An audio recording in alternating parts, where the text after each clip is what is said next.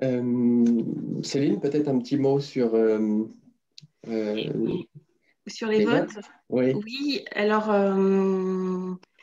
sur les votes, on voulait vous dire de ne pas oublier de voter pour eux, mais comme on a dépassé un tout petit peu, le vote est clos.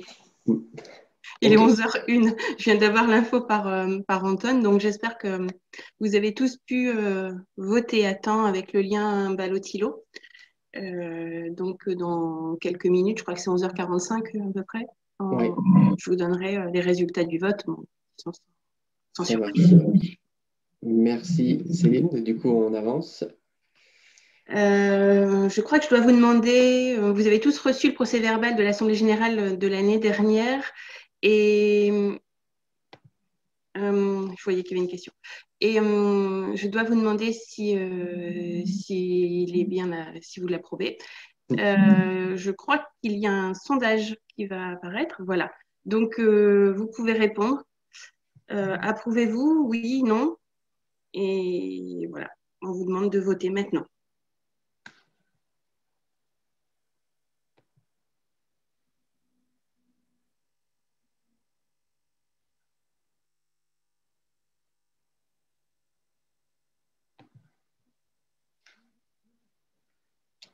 Quatre- Et, alors, je ne sais pas pourquoi, mais j'ai pas pu voter. C'est pas grave. Je l'approuve. Et quand administrateur Céline, on ne peut pas voter. Ok, Enfin, haute, d'accord. c'est Voilà. dans Ok, une. d'accord, je comprends. Donc, je cherche Désolé pas. pour ça. Non, non, pas de problème.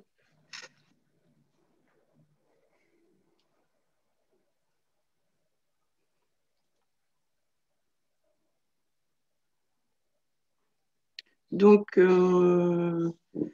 secrétaire de séance, Christophe, tu notes que c'est approuvé à 98%. Donc, c'est bon pour ça.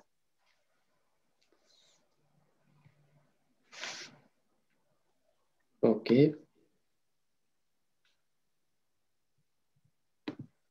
Et là, du coup, vous voyez bien tout de suite mon... Donc, je continue, Céline, ça te Oui, oui, va? oui, continue. Ça marche? Alors, Je vais donc vous présenter le rapport moral pour l'année 2019. Donc, on précise bien, on est fin 2020, mais c'est l'AG 2020 qui porte sur l'année 2019. Donc, ouais. on avait essayé depuis quelques années de rapprocher l'AG sur au moins le premier semestre de l'année. Et l'AG était prévu lors des journées de l'AGI. Et puis, avec l'épidémie, ça a été annulé, reporté. Donc là, je tiens à vous préciser que on va parler de l'année 2019. Donc, on a ça fait presque 2 ans parfois de retard. Voilà, on peut y aller. Donc, voilà, c'est une équipe quand même assez dynamique de parents bénévoles. On insiste bien sur le mot bénévole. Et au fil des années, l'équipe s'étoffe. On a de nouvelles recrues, de nouveaux parents qui nous rejoignent. La mission de les anciens, dont je fais partie, je pense, c'est de former aussi les nouveaux parents et de les amener à prendre des responsabilités de plus en plus fortes, on va dire, dans le bureau. Et c'est notre objectif pour 2020. Ce qu'on peut dire, c'est qu'on est une bonne équipe soudée et je pense qu'on gagne en efficacité. On a pu mettre en place aujourd'hui cette assemblée générale virtuelle. Il faut savoir que les grosses associations comme la FPRIC ou l'ANDAR l'ont fait aussi, mais ils ont des employés, ils ont des webmasters dédiés à ça. Nous, ça a été que des petites mains bénévoles et je trouve que le résultat est quand même bien. Donc, je les félicite. C'est un plaisir de travailler avec une équipe comme celle-là.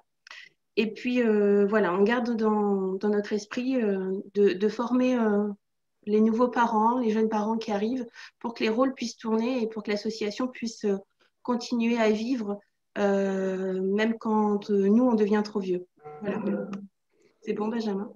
Ça marche. Donc, l'année 2019 a été marquée, comme l'année 2018, par la présence de notre parrain qui nous accompagne, Eric Judor. Donc, lors d'un passage dans C'est à vous, il a réussi à glisser et à parler de notre association. C'est un premier pas. Il est aussi venu à la rencontre des adhérents qui étaient présents à l'Assemblée générale 2018 au Kremlin-Bicêtre. Donc, c'était en mars 2019, ce qui a fait la joie des enfants présents et aussi des grands. Et puis, certains enfants, alors ça se passait à Paris, donc certains enfants de Paris ou de la région parisienne essentiellement, ont pu participer à l'avant-première de Mister Link, qui est un dessin animé où Eric Judor prêtait sa voix. Et voilà, Eric avait invité les enfants de courir qui étaient disponibles.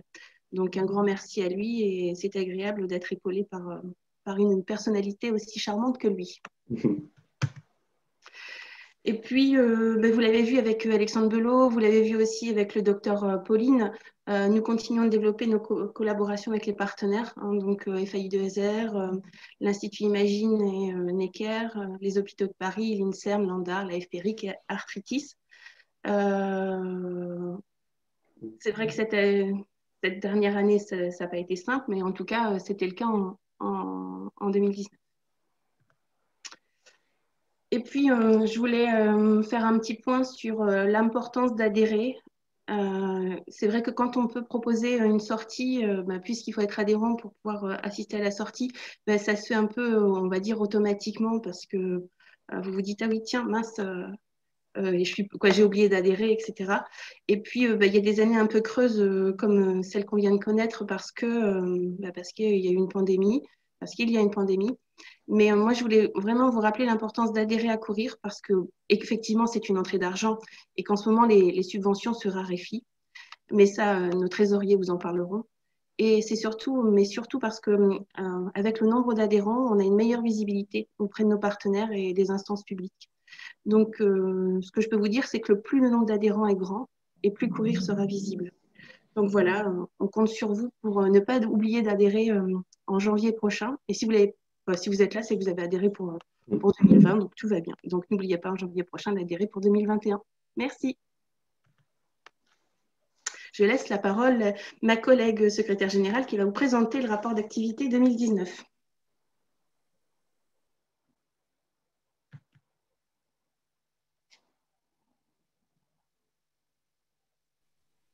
Voilà, maintenant que le micro est réactivé, merci beaucoup. Bonjour à tous, donc Céline Chamard, donc secrétaire générale de l'association. Je vais donc vous faire un point sur le rapport d'activité. Pour commencer, et pour ceux qui découvrent l'association, puisque j'ai vu certains parents avec qui j'ai eu l'occasion de converser il y a encore très peu de jours. Donc, je vais représenter brièvement l'association. Courir, c'est la seule association en France qui réunit les parents d'enfants et d'adolescents atteints d'AGI et d'autres maladies chroniques rhumatismales. Courir, c'est une association qui a 28 ans, a été créée par le professeur Prieur, qui était rhumatopédiatre à Necker. Et donc Courir, c'est une association de loi 1901 qui est reconnue d'intérêt général et reconnue par la filière de santé FAI2R, dont le professeur Belot a parlé tout à l'heure.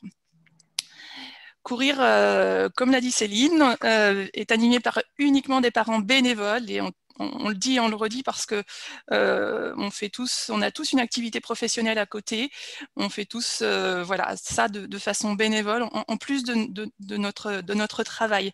Donc parfois on peut avoir des petits délais de réponse et on s'en excuse, mais on fait toujours au mieux et je pense que vous l'avez perçu, en tous les cas dans les retours qu'on a, c'est ça. Et voilà.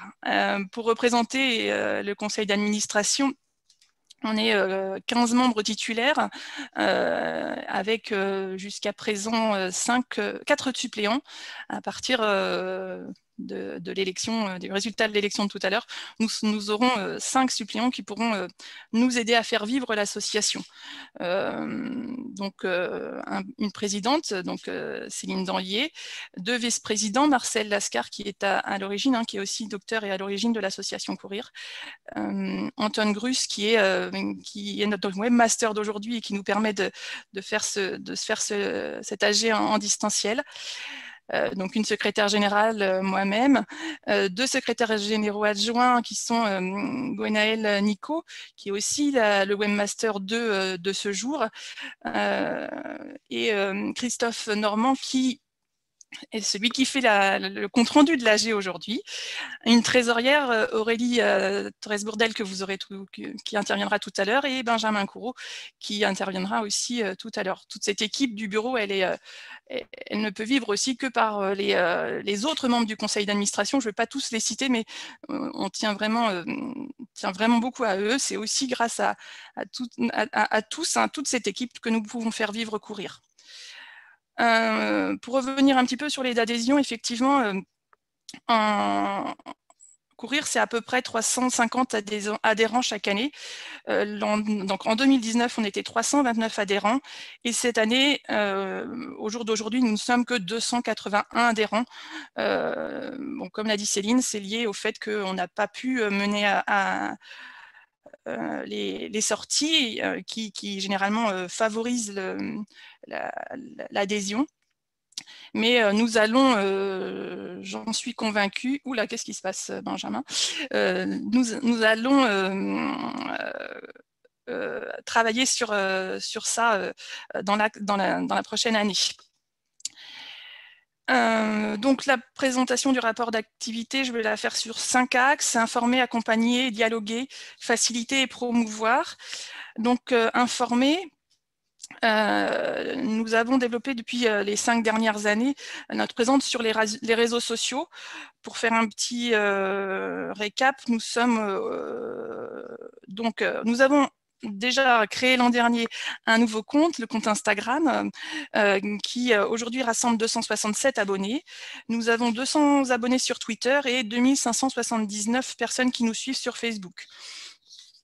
Sur Facebook, nous avons ouvert un groupe qui s'appelle Ado Courir, qui, je le rappelle, n'est accessible qu'aux adolescents, et les parents qui voudraient s'y inscrire seront refusés, mais ne vous inquiétez pas, il y a des modérateurs adultes du conseil d'administration qui veillent à ce qui se passe sur ce groupe. Nous avons également une chaîne YouTube. Notre chaîne YouTube, voilà, sur laquelle nous déposons les vidéos des différentes conférences que nous pouvons faire filmer, et nous avons créé des playlists pour aller retrouver plus facilement les vidéos de nos partenaires, FAI2R, Arthritis, etc. Donc, sur cette chaîne YouTube, nous avons actuellement 176 abonnés. Si vous ne l'êtes pas encore, n'hésitez pas à vous y rapprocher. Nous avons un site internet, le site internet courir.org, qui a été refait à neuf en 2018 par notre trésorière Aurélie. Nous y déposons toutes nos actus, nos publications, et nous donnons accès à un certain nombre d'outils comme l'annuaire des parents et quelques publications en accès réservé. Nous y retrouvons évidemment le lien pour adhérer ou pour pouvoir faire un don par papier ou via Hello Asso. Courir et son bulletin et ses newsletters, effectivement, dans nos statuts, nous avons une ligne qui nous encourage à produire tous les ans un bulletin. C'est ce que nous sommes en train de faire actuellement. Nous travaillons au bulletin 2020 que vous devriez recevoir voilà, en courant décembre. Il est en phase de mise en page. Le bulletin, c'est ce qui permet de mettre en lumière l'activité de l'association, hein, les sorties, les projets de l'année, les projets en cours à venir, les actions aussi qui sont portées en région par nos adhérents. Depuis plusieurs années, on met en place une thématique centrale. Donc l'an dernier, la thématique, c'était sur la transition.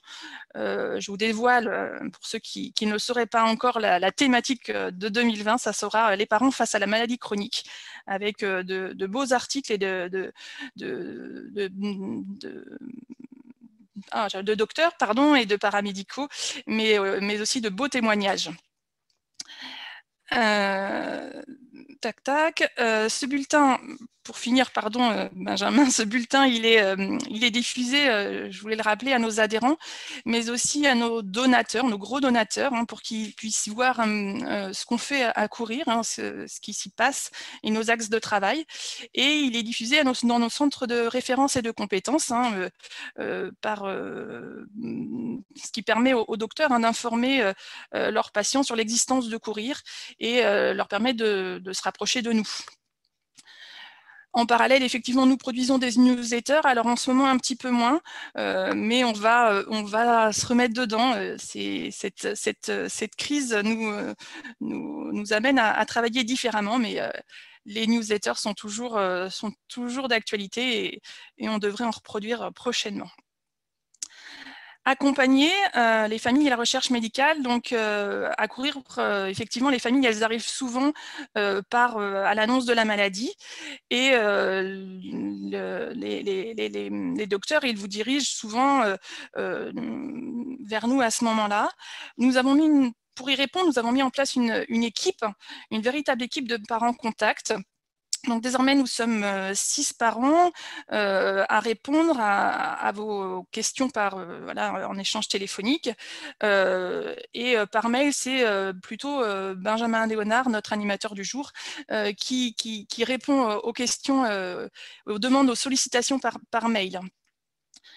Cette équipe, voilà, ça a été important à mettre en place pour avoir, comment va-t-on dire, on a tous des spécificités, on a tous des enfants avec des spécificités particulières et du coup des âges différents, et en fonction des demandes, on va être très complémentaires. Et ce qu'on dit souvent, hein, c'est pas parce que vous avez eu un contact avec l'un d'entre nous qu'il faut s'arrêter là, et parfois il est bon d'aller chercher d'autres informations chez un autre, parce que effectivement voilà, on a des retours par rapport au traitement, par rapport au quotidien, qui peuvent être différents. Donc n'hésitez surtout pas à le faire. Nous avons donc le forum de discussion qui fonctionne toujours à merveille, le forum de discussion qui existe depuis très longtemps, aujourd'hui 637 abonnés. Et donc là, on veille sur celui-ci en tant que modérateur, mais c'est plutôt vous, parents, hein, qui avez la main et qui vous répondez les uns les autres. Et je trouve que c'est un forum qui fonctionne bien. Voilà, il y a toujours une écoute bienveillante des nouveaux, des réponses vraiment intéressantes. Donc, je vous remercie de contribuer. J'ai vu tout à l'heure Anne-Marc, Anne-You. Bon, je pense que c'est des gens qui interviennent, qui sont intervenus souvent sur ce forum. Donc, entre autres, je vous en remercie.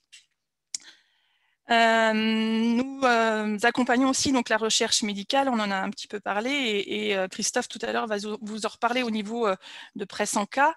Ce que je peux vous dire, nous, c'est qu'au niveau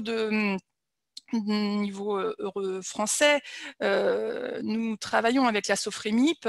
Donc la Sofremip, c'est une société qui rassemble les médecins, les rhumatopédiatres. Ils ont tous les ans un congrès auquel ils nous invitent. Dans ce congrès, on a l'habitude de remettre des prix à la recherche. Donc c'est quelque chose que c'est vrai qu'il ne se sait pas forcément, mais tous les ans on remet à un ou plusieurs docteurs, chercheurs, un ou des prix courir d'un montant environ de 5 000 €. Voilà, qui encouragent leur recherche. Donc l'an dernier, c'est Nadine Pézière et Sébastien Porcher qui ont pu participer à ce congrès et ont remis un prix de 5 000 € à Marion Thomas sur une étude, j'en suis sûre, qui était très intéressante, mais voilà, je ne pourrais pas vous en dire beaucoup plus. Faciliter la scolarisation, effectivement, vous le savez, et vous avez été nombreux à nous en remercier.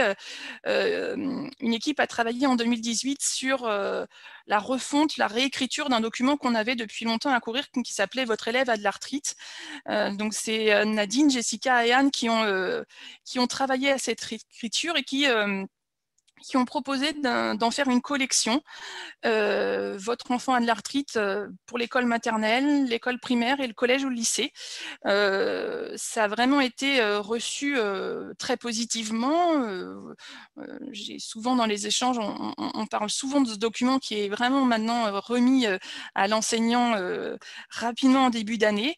Donc en 2018, ce document il était uniquement téléchargeable et puis en 2019, nous les avons fait imprimer et vous les avez reçus en tant que famille, mais nous avons aussi diffusé ces documents dans les centres de référence et de compétences afin que les docteurs puissent les faire parvenir aux familles directement. Voilà par rapport à faciliter, promouvoir les échanges culturels et les loisirs sur le plan national et international. Eh bien, en 2019, on a eu la chance de pouvoir se retrouver dans le sud de la France au club Bellambra, à côté de Montpellier, à la Grande Motte, au mois de mai. C'était un beau séjour, un séjour riche en émotions avec un temps magnifique. Le sud de la France, quel bonheur. On avait pour nous accompagner trois médecins hein, qui sont fidèles pour certains, le professeur Belot, le professeur Ragbo et puis le professeur Tran qui venait pour la première fois, mais avec qui on a eu de riches échanges. C'était 190 personnes qui représentait à peu près 50 familles qui ont pu participer à ce séjour. Donc, des conférences médicales, des ateliers, mais aussi de la détente, des rencontres et de l'agro-branche, des jeux proposés aux enfants et aux adolescents. En juin, il y a eu le camp de voile qui a été proposé à une quinzaine d'enfants. Tout à l'heure, je vous disais que le docteur Anne-Marie Prieur était à l'origine de la création de Courir. Eh bien, elle est revenue vers nous l'an dernier pour remettre au goût du jour un séjour qui était proposé dans les années 90, 95, il me semble. Donc, un séjour voile d'une semaine avec un partenaire qui a été le Yacht Club de Saint-Lunaire en Bretagne qui a permis à ces jeunes de, pendant une semaine, découvrir la mer, faire vivre ensemble entre enfants atteints d'AGI, une semaine de rencontres, d'échanges. Je pense là aussi, vu les retours que nous avons eus, des moments riches, très riches entre eux, très bénéfiques pour la suite. Juste pour préciser, il y avait un encadrement, il était assuré par des membres du CA de façon bénévole et une infirmière que nous avons rencontrée aux journées de la J 2, il me semble, qui est venue bénévolement assurer l'encadrement paramédical. Voilà, je l'en remercie. Des actions en région, c'est dans l'onglet promouvoir aussi, puisque effectivement, de nombreux adhérents mettent en place chaque année des actions tout au travers de la France. Ces actions, elles ont pour but de récolter des dons, mais aussi de faire connaître la maladie. Et c'est vrai que c'est important. Donc pour toutes ces actions, hein, effectivement, cette année, c'est mis en stand-by, mais sachez que pour ceux qui aimeraient mettre en place des actions à l'avenir, nous avons une charte des actions et un contrat d'engagement qui permet aux adhérents de savoir comment on peut les accompagner et ce qu'on attend en retour en fait. Donc l'an dernier, en 2019, 20 actions sur toute la France, 21 000 euros de recettes et surtout donc des actions sportives hein, comme vous pouvez le voir, mais aussi un loto, de la vente de gâteaux, voilà. Donc des actions très très très très importantes qui permettent de promouvoir l'association. Le dernier aspect, dialoguer avec nos partenaires pour une meilleure connaissance de l'AJ et travailler ensemble sur des axes communs. C'est ce que vont pouvoir vous présenter Christophe Normand et Nadine Bézière désormais. Je vais leur laisser la parole. Ils vont présenter un petit peu ce qu'on peut faire avec nos partenaires pour travailler et pour faire avancer les thématiques qui nous sont chères sur la recherche, le TP, la transition, etc. Je laisse la parole à Christophe.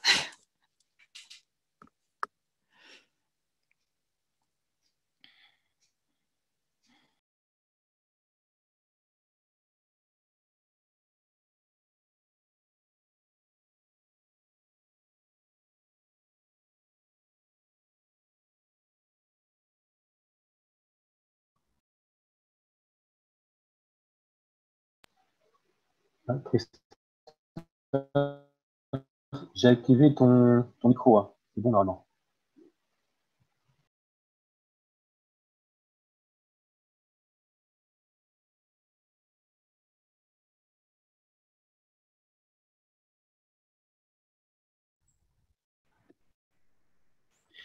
Oui, bonjour. Christophe Normand. Donc, moi, j'ai rejoint ANCA, qui est une association européenne, donc, et l'association des associations qui œuvrent sur les maladies auto-immunes inflammatoires, et plus précisément l'AGI. Donc, j'ai pris la suite de Antoine Grus, qui nous représentait au sein de cette association depuis de nombreuses années et qui m'aide à comprendre un petit peu ce qui se passe dans ce réseau. Moi, j'ai rejoint le réseau en fin d'année de l'année dernière. Alors, ANCA, c'est un réseau d'associations qui est soutenu par la Société européenne de rhumatologie pédiatrique et donc qui est fortement axé sur la recherche. Et c'est pendant leur congrès que notamment l'association Courir remet le prix Courir donc à des chercheurs dont les recherches ont été jugées très prometteuses pour l'avenir. Alors, ANCA, donc c'est un peu la cheville patient de la recherche en collaboration avec cette société savante. Et donc, on est impliqué, la présidente de l'association ANCA est impliquée dans les travaux et les différents groupes de travaux qui sont menés au niveau de la recherche par cette société savante. Et d'un autre côté, on met en place un certain nombre d'actions au niveau européen, voire on participe à des actions au niveau mondial. Il y a le World Day chaque année. Et on est impliqué parce qu'en étant un réseau européen, on peut être un petit peu plus représentatif. C'est le problème des maladies rares où il y a peu de gens qui sont touchés. Et donc, on peut participer à des projets européens de différents types, notamment au niveau de la recherche. Et c'est vrai qu'on est de plus en plus sollicité au niveau d'ANCA sur des travaux pour apporter une vision patient dans ces projets de recherche qui se mettent en place. Alors, il y a cela, et puis ça permet aussi d'échanger avec d'autres associations, et c'est là qu'on voit que Courir fait beaucoup de choses. On est très, je trouve, très dynamique, et on a une proposition d'action qui est très, très importante comparée à d'autres associations qu'on peut côtoyer assez souvent. Et ça permet aussi de se questionner sur comment on réagit, on met en place certaines choses et comment c'est fait à côté. Et ces échanges de bonnes pratiques permettent aussi de proposer de nouvelles manières de procéder au sein de Courir. Voilà ce que j'avais à vous expliquer un petit peu sur l'association ANCA. Je ne sais pas si Antoine Grus a un mot à rajouter puisqu'il y est plus présent depuis assez longtemps. Non, merci, tu as tout dit, hein. C'est bon. Merci Christophe. Du coup, je vais passer la parole à Nadine. Maintenant, hop, si ça veut bien diffuser les slides. Voilà. Ça doit être bon, je pense qu'on doit l'entendre. C'est parfait, Nadine, on t'entend. Donc, en fait, c'était une petite information sur du patient et également l'accompagnement dans le cadre de la transition, donc qui sont énormément d'actions qui vont concourir en fait, et de participation qui vont concourir à l'amélioration de la qualité de vie. Je ne sais pas si j'ai une autre diapo. Voilà, donc c'était ça, c'était comment participer à l'amélioration de la qualité de vie des malades. Donc différentes activités plutôt en local au niveau de Paris, puisque je suis parisienne, enfin presque. Donc j'ai participé depuis 4 ans à peu près au programme d'ETP Mirage, donc avec l'équipe de Linda Rossi à Bicêtre. Qui s'adresse ce sont des ateliers proposés en fait le week-end, le samedi, à des enfants, des adolescents et des parents ensemble. Donc ateliers d'ETP qui sont proposés tout au long de l'année, d'une année entière. Donc également diverses activités proposées par la plateforme Transition à Robert Debré, donc toujours la PHP. Entre autres la plateforme donc Advenir qui donc s'adresse pour l'instant uniquement aux adolescents. Donc j'ai co-animé différents ateliers sur les droits sociaux et la gestion du stress.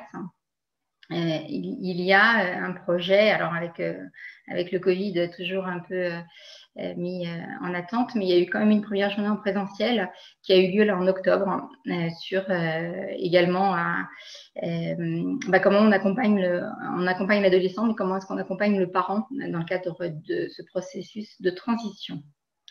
Donc avec ce parent équilibriste.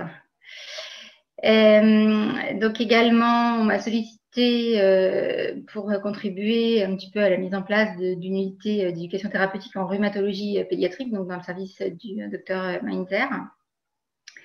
Donc unité qui s'est mise en place cette année. Il y a un projet de mise en place donc,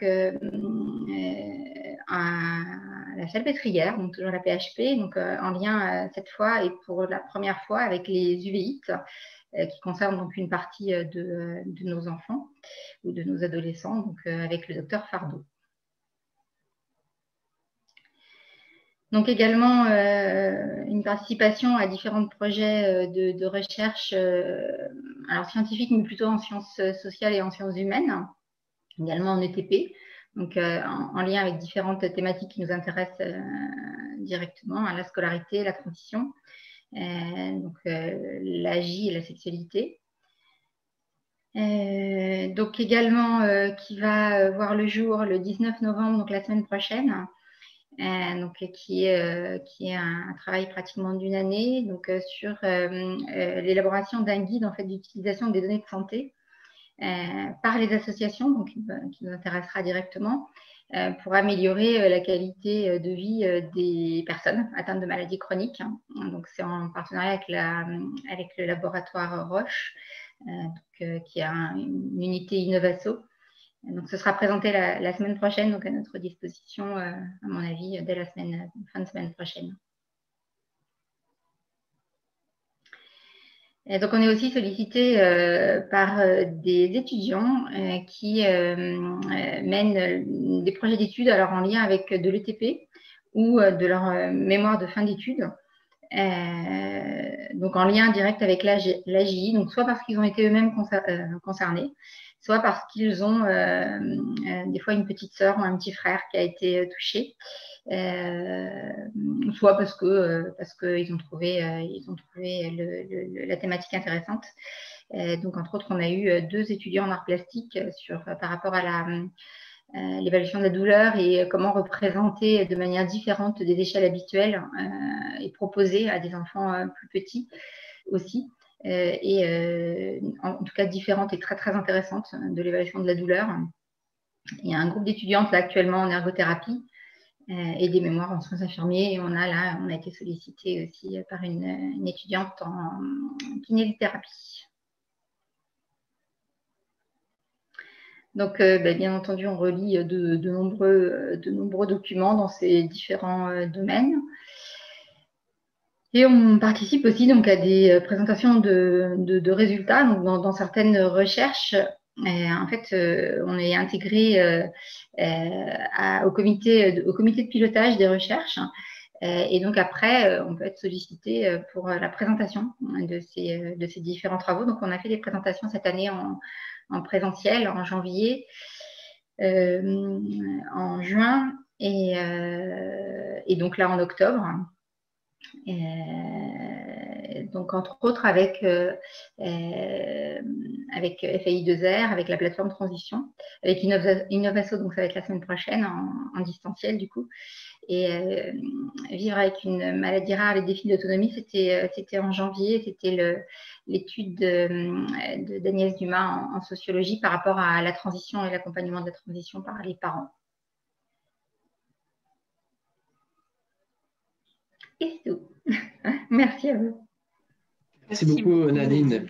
C'est top, toutes ces initiatives et tous ces projets pour lesquels tu t'investis. Merci beaucoup. Merci à tous les participants.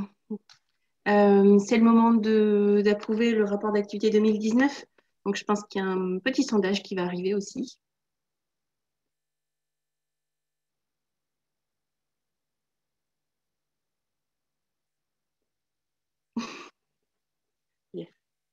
Alors, vous pouvez voter.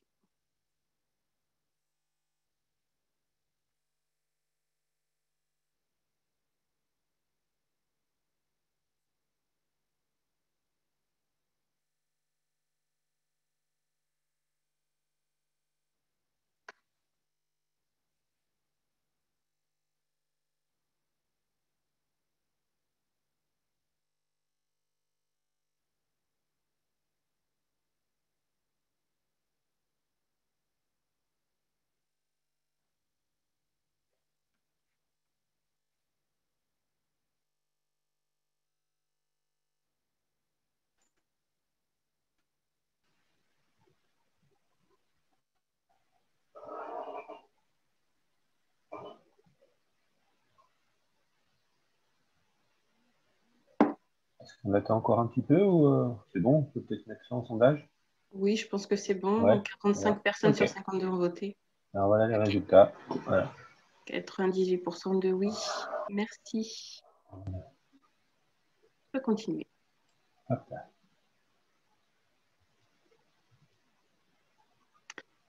Je pense qu'on va passer la parole à Benjamin Courreau. Benjamin, exactement, pour les projets 2021-2022.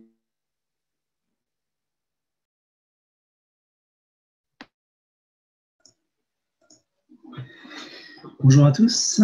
Je vais maintenant vous présenter les projets 2021-2022 pour courir, hors travaux d'accompagnement sur la recherche, bien évidemment, et sous conditions de faisabilité par rapport à la situation sanitaire actuelle que nous vivons. Donc, premièrement, nous avons prévu une sortie famille pour le week-end de la Pentecôte 2021 dans le club Bellambra de Seignos, l'Étuquier, près dans les Landes. Donc, cette sortie ressemblera étroitement à celle organisée pour l'ascension 2019 dans le Bellambra de la Grande Motte, proche de Montpellier pour ceux qui y étaient. Il y aura lors de cette sortie des ateliers d'échange entre les familles avec les médecins présents et aussi des conférences sur des sujets choisis en amont. On mettra en place aussi un club pour les enfants et des activités afin de permettre aux parents d'assister aux ateliers et aux conférences qui seront sur les lieux. On aura également aussi après des moments de partage et de plaisir entre les familles, notamment au cours des soirées très animées. Donc, deuxièmement, en deuxième projet, nous souhaitons reconduire le stage de vol de séminaire pour les ados.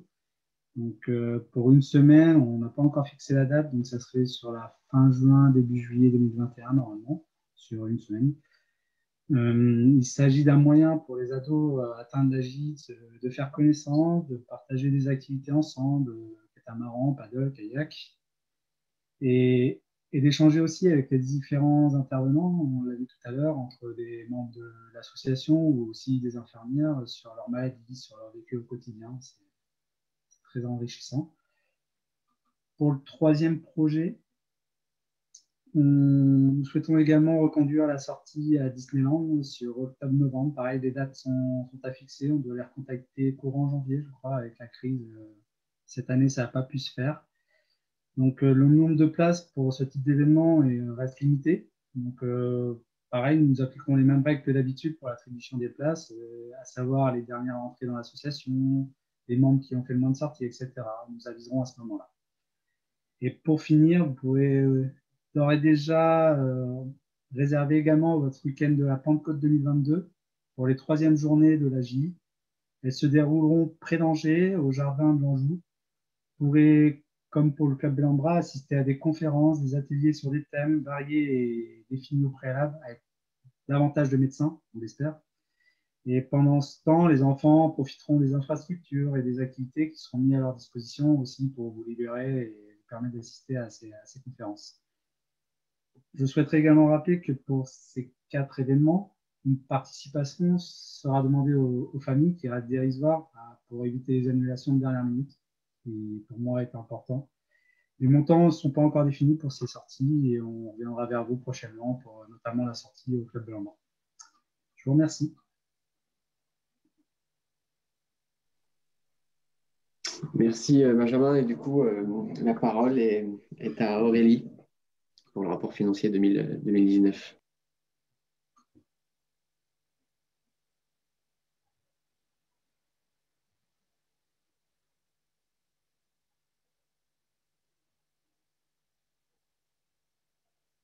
Ok. Bonjour à tous. Ça y est.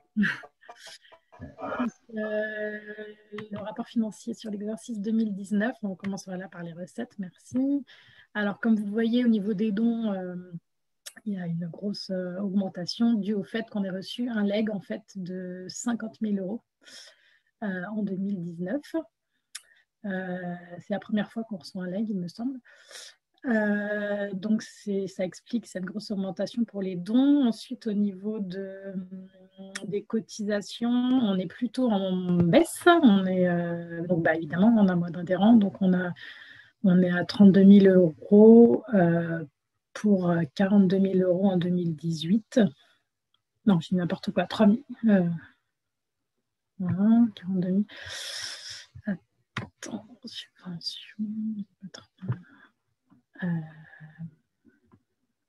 Ouais. Je sais pas, j'ai une erreur de chiffres là, je pense. Mais en tout cas, oui, on a une baisse des cotisations forcément. Au niveau des sorties famille, bon, ça bouge pas. C'est par rapport aux sorties Bellemare, surtout Acrobranche, c'était à la sortie Bellemare. Les subventions, cette année, on a reçu une subvention de 2 000 € de la SNCF et c'est la seule subvention qu'on ait reçue. Au niveau vente article, donc oui, les t-shirts, ça reste stable. Et puis pour les dons, donc cette année, voilà, on n'a pas eu de dons L'Oréal ou Pfizer, par exemple, qu'on avait eu l'année dernière. Et les dons pour la recherche ont baissé également. Les dons là, de nos adhérents qui spécifient que c'est des dons pour la recherche sont passés de 450 € cette année, enfin en 2019, contre 2200 € à peu près en 2018. Donc, pardon, pour les cotisations, si je reviens dessus, c'était en 2018, on était à 12 775 € et là, en 2019, à 11 000. Donc voilà, une petite baisse, mais due au nombre d'adhérents, bien sûr. Et on a eu à peu près une centaine d'euros pour le livre AGI en 100 questions. 100 € contre 200 € en 2018. Pour Novartis, par contre, les frais de Novartis ont augmenté, enfin ce qu'on a reçu de Novartis a augmenté puisqu'on a 3 200 € contre 700 € en 2018. Voilà pour les recettes. Pour les dépenses, donc, pardon. Donc, notre plus grosse dépense, c'est la sortie famille, évidemment. Donc, la sortie famille, tout ce qui est les frais de marchandises. Alors, c'est en plus, donc la sortie famille, en tout, ça faisait 45 800 €. Et on a donc édité aussi en 2019 le guide enseignant pour une somme de 5 500 € à peu près. Et on a racheté des t-shirts et des affiches, tout ça pour à peu près 3 000 €. Ensuite, les cotisations à FPRIC, ça ne bouge pas, toujours 12 000 € et puis plus les frais postaux et de photocopie, etc. Tout 12 000 € par an pour la FPRIC. Ensuite, les déplacements, séjour hôtel pour nos conseils d'administration.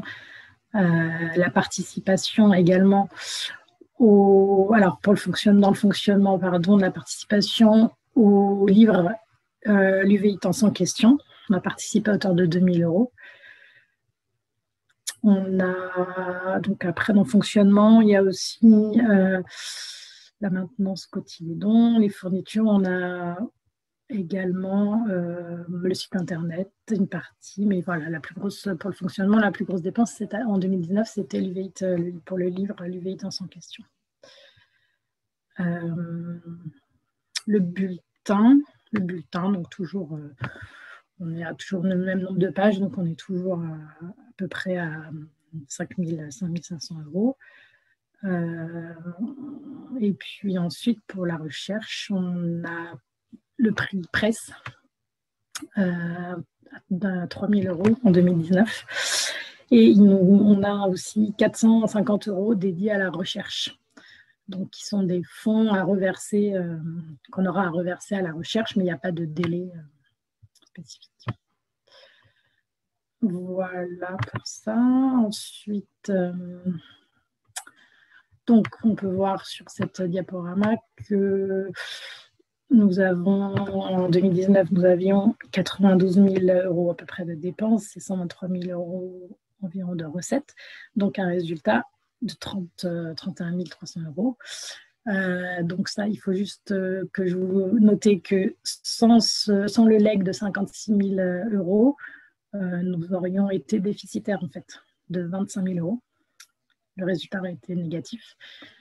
Donc, comme Céline a insisté tout à l'heure sur l'importance d'adhérer et d'adhérer à notre association pour avoir toujours plus pour soutenir nos prochaines dépenses. C'est très important du coup. Voilà. Et ensuite, pour l'affectation du résultat, donc les 31 344 €, on propose de faire une réserve de 31 300 €, enfin de reporter 31 300 € que nous utilisons donc pour nos prochains projets. Donc cette décision doit être votée. Donc je ne sais pas si on peut faire le vote maintenant pour reporter donc les 31 300 € dans une réserve d'activité. Anton, est-ce que tu as prévu ce vote-là ou on le fait à main levée? C'est prévu. Gwenaëlle, tu peux lancer le sondage.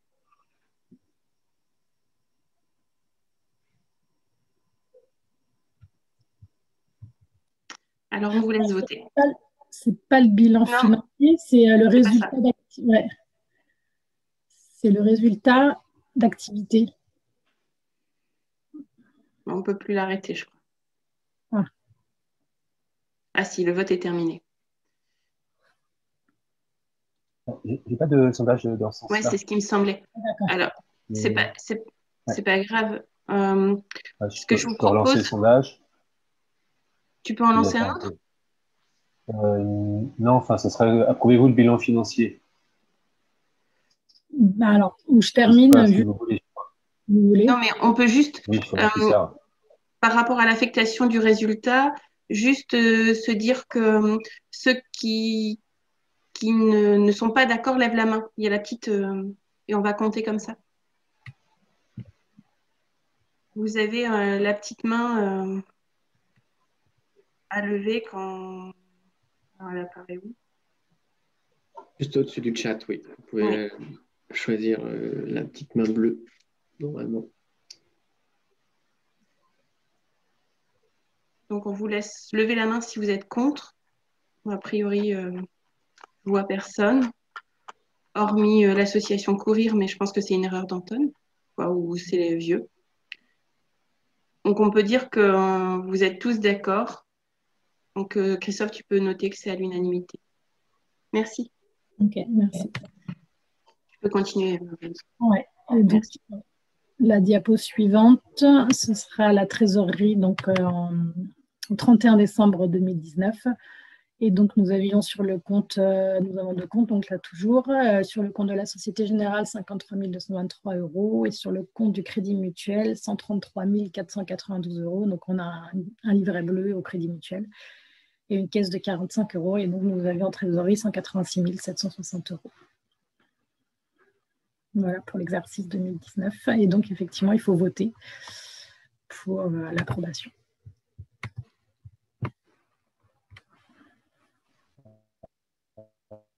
C'est reparti pour le sondage. Ouais, c'est bon. Voilà.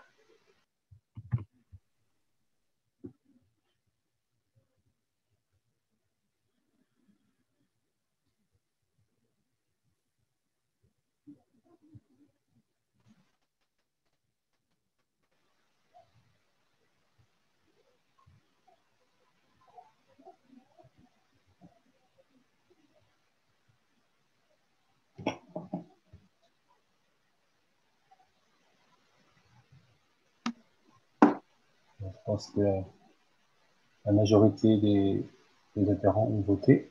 On peut peut-être mettre fin au sondage. 47 sur 52, 90%. Je mets fin. 100%. Hop. Merci. Voilà, et je partage le résultat. Voilà. Merci. Merci Aurélie. Hop.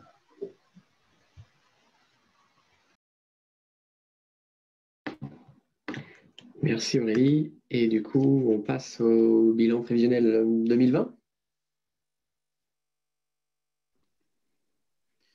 Juste une chose, Céline me dit qu'elle n'avait pas précisé dans les frais avec la FPRIC pour les nouveaux adhérents, qu'ils comprennent bien que les frais sont considérables, mais on est hébergé par la FPRIC, qui est une association de polyarthrétique adultes, et qu'on leur verse chaque mois une espèce de don. Et que c'est pour ça qu'il y a autant de frais dans le diagramme pour la FPRIC.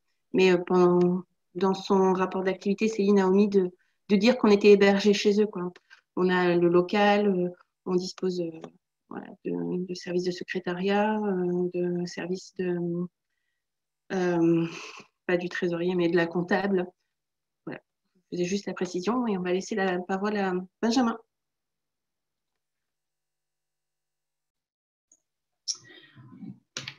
Moi, je vais vous faire une présentation rapide de la situation des comptes au 31 juillet. Il y a une erreur, c'est 31 juillet, pas 31 octobre. Donc, 2 points sont à souligner. Donc, on peut remarquer notamment, comme on l'a déjà indiqué auparavant, que le nombre d'adhérents et cotisations ont fortement diminué entre le 31 juillet, 31 juillet 2019 et 31 juillet 2020. Donc, c'est une tendance qu'on observe depuis plusieurs mois, voire plusieurs années.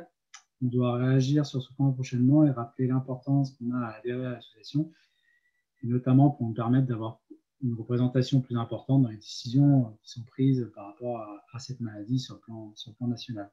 Après, en parallèle, nous remarquons une forte augmentation des dons. Donc, sur cette même période, ce qui est bien, contrairement aux adhésions, de 42%, donc sur une hausse de 5 000 euros. Donc, je pense qu'il y a pas mal de personnes qui ont préféré faire un don qu'adhérer. Donc, c'est à nous aussi, en tant que membre d'association, de bien réexpliquer l'importance aussi de l'adhésion à l'association. Il faut continuer en ce sens, essayer d'obtenir des semaines de dons et de faire des actions en région. Donc, ensuite, on va s'intéresser à la trésorerie. Donc, on peut voir notamment que la situation de Courir, la trésorerie de Courir est en hausse depuis le 31 juillet 2019. Et c'est remarquable. Donc, cela représente environ, quand on a regardé tout à l'heure, 2 années de budget de dépenses sans aucune recette. Donc, c'est bien. Cela s'explique notamment par une forte baisse des dépenses, notamment due à la situation sanitaire que nous vivons actuellement, et à l'interdiction de se réunir, donc l'annulation des sorties et les déplacements des membres du conseil d'administration. Il reste principalement que les dépenses fixes, notamment par rapport à la FPRIC, les frais de logement, comme vient de l'indiquer Céline. On a également remarqué auparavant, donc du coup, une forte hausse des dons. On devrait arriver sur un résultat 2020 très, très encourageant encore.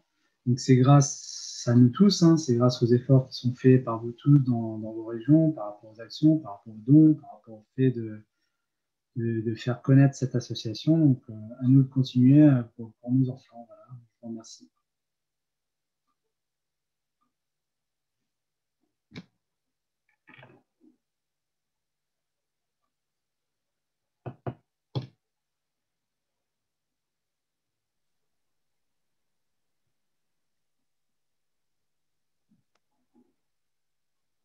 Aurélie, à toi. Ouais, du coup, c'était l'approbation du bilan, non? C'est pas ça? Du bilan financier? Allô? Vous m'entendez?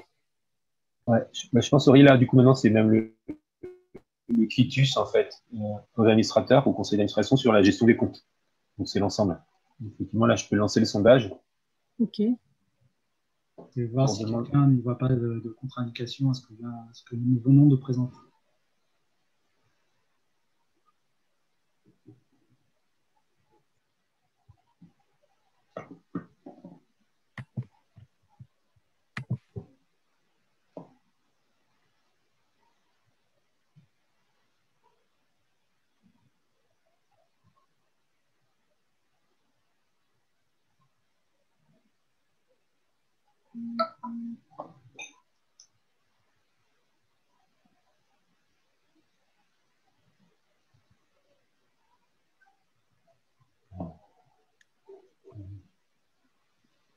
Je pense que c'est bon.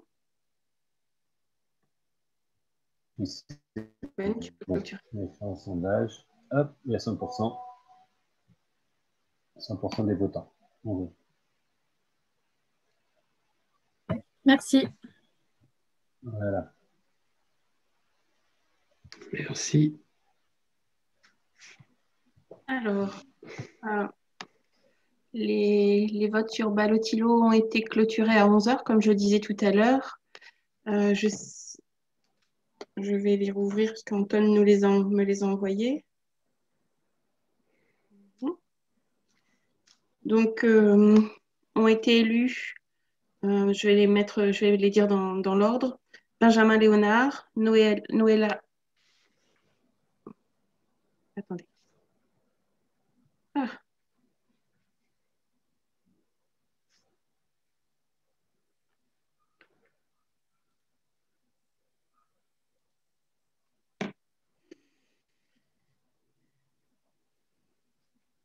Je suis revenue. Céline, ça y est, tu es là. Ok, oui. Ouais.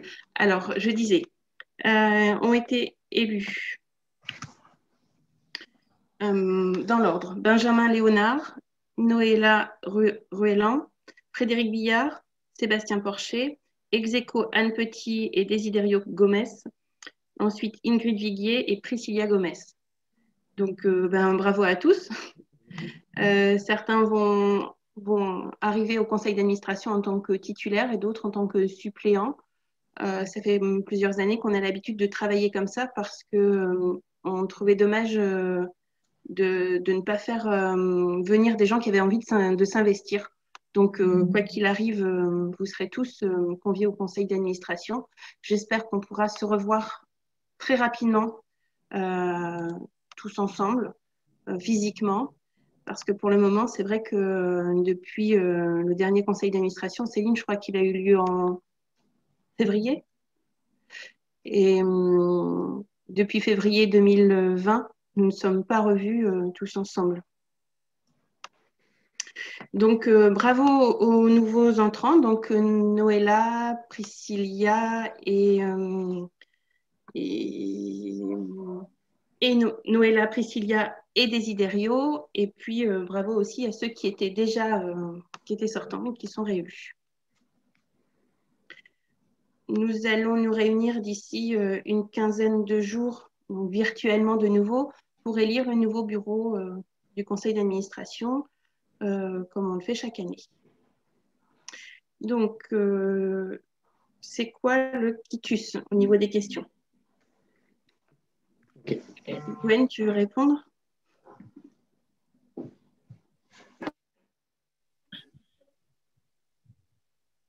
Non. Excusez-moi, c'est temps que j'active mon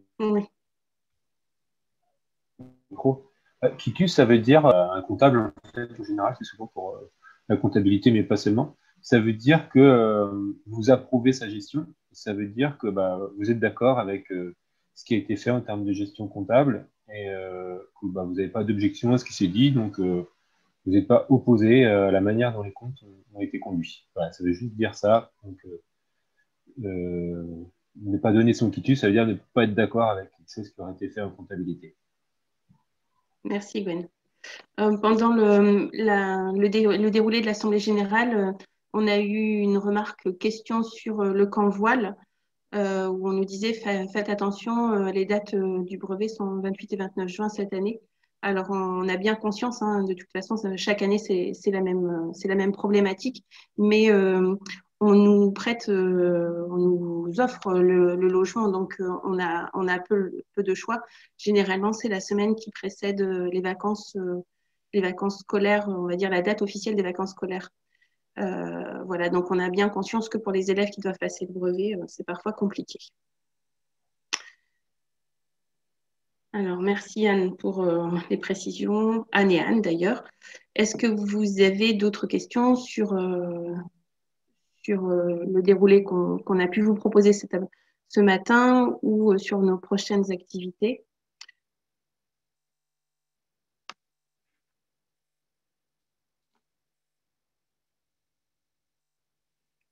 Ça a l'air... Et pile dans le timing pour info. Donc derrière, hein, c'est fini. S'il n'y a pas d'autres questions, donc n'hésitez pas à en mettre dans le chat. On n'a pas d'autres slides et présentations ni interventions. Donc c'est vraiment la parole est ouverte maintenant. Donc par rapport quelqu'un, Fabienne, qui a raté la première partie des interventions, normalement, on devrait vous envoyer un lien pour voir le replay. Régine qui demande si on a une idée de l'avancement du projet Maryse. Donc là, peut-être laisser la parole davantage à Nadine.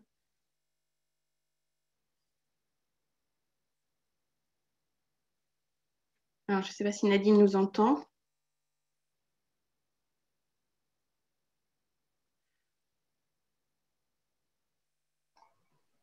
Nadine est peut-être partie. Non, j'entendais, je ne pouvais pas parler. Ah ben oui, on ne donnait pas la parole en fait. Ne pas vous parler, c'est le drame. Ça y est, c'est bon. Oui, donc le projet Maryse, donc on a eu une pré-présentation du projet Maryse, donc qui avait pris du retard parce qu'en fait, on n'était pas la seule association à la base à être inclus dans ce projet de recherche. Donc au final, il n'y a que Courir finalement qui a participé, donc ça avait pris un peu de retard. Donc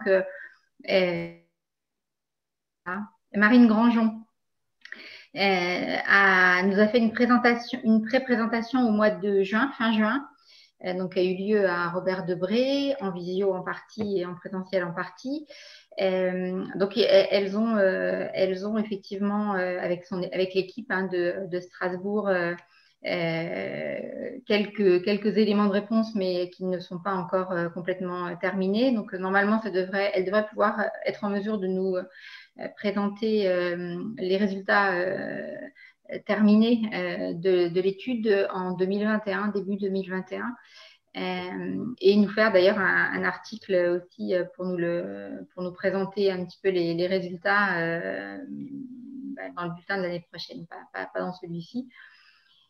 Voilà, donc les premiers résultats qu'elles nous ont présentés étaient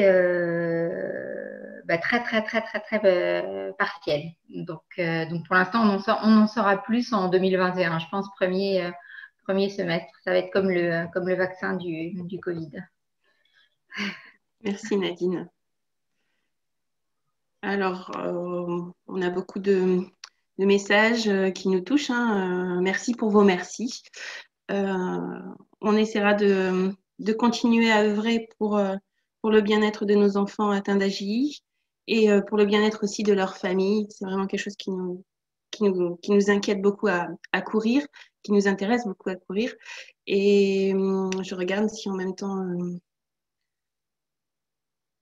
Voilà. Donc, merci à tous. Merci aux intervenants. Merci à nos webmasters de l'ombre, Anton, Gwenaël, entre autres. Merci à Benjamin pour la présentation. Voilà, je pense qu'on a réussi ce défi. Je suis drôlement fière de vous. Et merci à tous pour votre présence.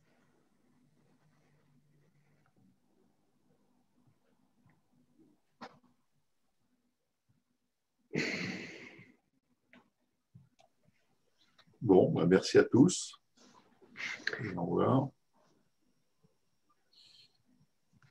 On va mettre fin au... Et puis donc, bah, ça a été enregistré, donc on va mettre ça sur notre chaîne YouTube, on verra. Hein.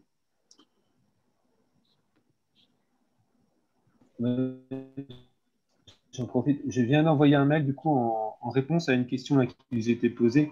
L'enregistrement de toute l'Assemblée générale, il a été fait grâce à Anton. Et on va l'envoyer par mail à tous les adhérents. Donc, surveillez votre adresse mail. Juste, j'en profite, il y a une précision qui est importante. On se rend compte que, enfin, en tout cas, on a l'impression que tout le monde ne reçoit pas nos mails. Et on pense que beaucoup de mails arrivent dans les spams.